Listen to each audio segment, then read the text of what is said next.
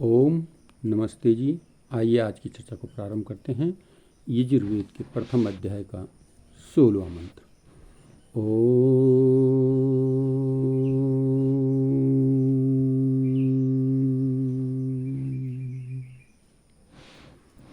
कुक्कुटोऽसि मधुजिव्य ईशमूर्जमावत् त्वया वयं संघातं ज्येष्मवर्षवृद्धमसि प्रतीत्वा वर्षवृद्धं वेतु परापूतं रक्षः परापूता अरातयो पहतं रक्षो वायुर्वो विविनक्तु देवो वः सविता हिरण्यपाणि प्रतिगृह्णात्वच्छिद्रेण पाणिना।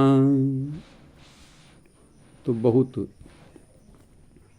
सुंदर बात इस मंत्र में बताई गई है। परमेश्वर सब मनुष्यों को आज्ञा देता है कि यज्ञ का अनुष्ठान, संग्राम में शत्रुओं का पराजय, अच्छे अच्छे गुणों का ज्ञान, विद्वानों की सेवा, दुष्ट मनुष्य व दुष्ट दोषों का त्याग तथा सब पदार्थों को अपने ताप से छिन्न भिन्न करने वाला अग्नि व सूर्य और उनका धारण करने वाला वायु है, ऐसा ज्ञान और ईश्वर की उपासना तथा विद्वानों का समागम करके और सब विद्याओं को प्राप्त होके सबके लिए सब सुखों को उत्पन्न करने वाली उन्नति सदा करनी चाहिए। तो बहुत सुंदर चर्चा इस मंत्र में आई है कि परमपिता परमात्मा मनुष्य को निर्देश करता है, आज्ञा देता है कि यज्ञ का अनुष्ठान, शत्रुओं का पराजय, शत्रुओं का हनन, अच्छे अच्छे गुणों को जीवन में धारण करना, अच्छे विद्वान लोगों की संगति में रहना, उनकी सेवा करना,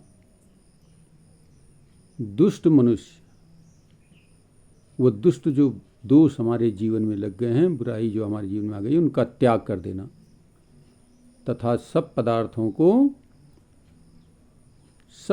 को अपने ताप से, अपने तेज से, अपने गर्मी से छिन्न भिन्न करने वाला अग्नि और सूर्य,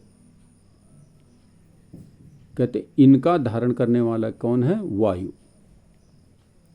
हवा में ये रहते हैं, हवा के संग रहते हैं। वायु का ज्ञान होना और ईश्वर की उपासना करना, परमपिता परमात्मा, इन सब का धारण करने वाला वो परमपिता परमात्मा। विद्वानों का समागम या अर्थात अच्छे लोगों की संगति में रहना, जो बुद्धिमान लोग हैं उनकी संगति में रहना और सब विद्याओं को प्राप्त करना, सारी विद्याओं को सीखने का प्रयत्न करना। सीख करके कहते हैं सबके लिए सब सुखों को उत्पन्न करने वाली उन्नति सदा करनी चाहिए, सबकी उन्नति के लिए कार्य करना चाहिए। इस प्रकार से कहते हैं अग्नि वायु के गुणों को जान करके, इनसे ठीक ठीक लाभ लेकर के, उचित उपयोग करके कहते हैं समस्त प्राणियों के सुख की जो है वृद्धि करनी चाहिए, सबकी उन्नति के लिए तत्पर दृढ़ता से, तत्परता से तैयार रहना चाहिए। तो ये मंत्र हमें निर्देशित कर रहा है कि हम संसार की विद्याओं को सीख करके, पदार्थ विद्या को जान करके, परमात्मा का गुणगान करते हुए, दुष्टों का संघात करते हुए, अपने जीवन को उन्नतमय बनाते हुए, अच्छे अच्छे विद्वानों की संगति में रहते हुए, अपने ज्ञान को बढ़ाते हुए हम संसार में सबके लिए सुख की उन्नति के लिए कार्य करें, संपूर्ण प्राणी मात्र, मानव मात्र की उन्नति के लिए कार्य करें।